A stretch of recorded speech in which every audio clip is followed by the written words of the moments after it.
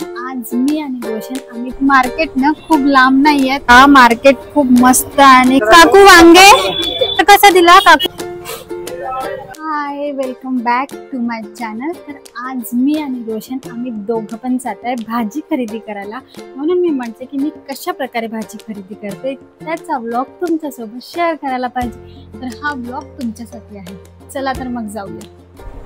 Market ना खूप लांब नाहीये, थोडं लांब आहे, पण पायी नाही जाऊ शकत, गाडीनेच जावं लागेल आम्हाला। तर आम्ही रस्त्यात आहे, थोड्याच वेळात मार्केटला पोहोचून जाऊ। तुम्ही बघू शकता मार्केट खूप मस्त आणि खूप भरलेलं आहे, म्हणजे खूप सारे भाजीवाले आहे आणि आज आमच्याकडे भरपूर भाजीचं घ्यायचं आहे, कारण भाजीचं काहीच नाहीये घरी। तर बघूया आता काय काय घ्यायचं। तर आता ना रोशननी गाडी लावली आहे पार्किंगला आणि आम्ही पायी निघालो आहे, कारण आम्हाला भरपूर भाजीचं घ्यायचं आहे आणि त्यांना खूप थोडासा कल्ला आहे, कारण गाड्या येत जात आहे आणि पब्लिक पण खूप सारी आहे। बघू आता काय घेतोय, तर पण भाजीचं तर सर्वच घ्यायचं आहे। बघ काकू वांगे,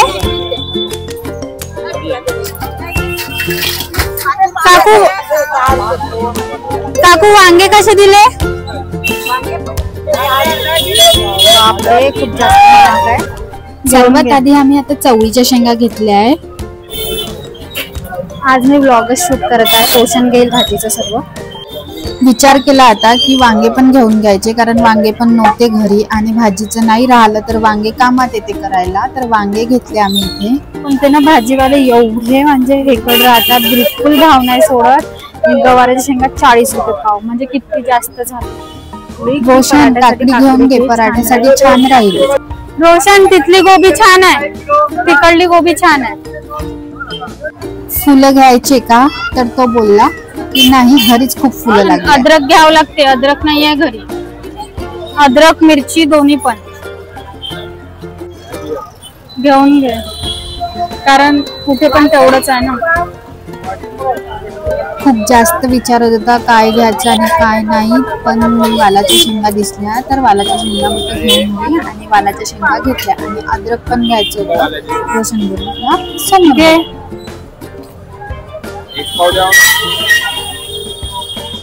एवढी गडबड होता। हा रोशन ना खूप गडबड करते आणि मला दोष देत आणि भांडण होत आता आमचं। किती म्हणते? नरम आहे का? नरम मग काय नको। घरी अद्रक आहेच नाही, मी विचार केला की चहासाठी अद्रक लागते तर घेऊन घ्यावं, तर म्हणून मी घेऊन घेतलं। नेहमीप्रमाणे आम्ही आलो आहे पाइनएप्पल खायला। झालं होतं आमचं, पण तरी आम्ही कधी पण ऍज युजल कधी पण आलो इकडे मार्केटला तर आम्ही पाइनएप्पल नक्की घेतो खायला, कारण आमच्या दोघांना पण खूप आवडते ते।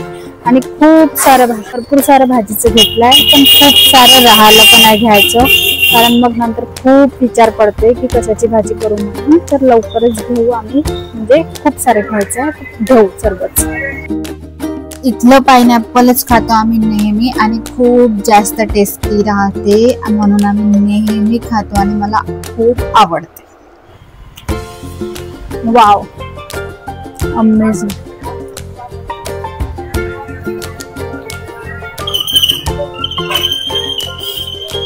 मला खूप जास्त आवडते।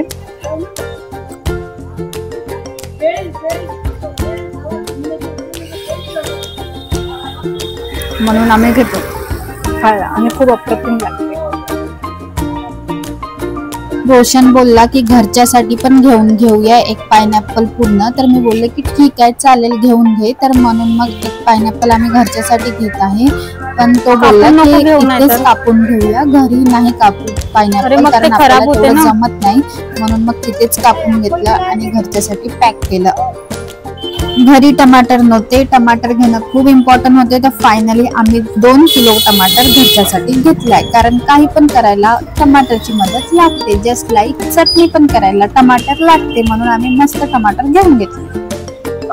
मला फुलगोबी खूप आवडते, तर माझी खूप इच्छा होती की फुलगोबी घ्यायची, पण गोबी बिलकुल पण चांगली नव्हती, म्हणजे खूप खराब येत होती।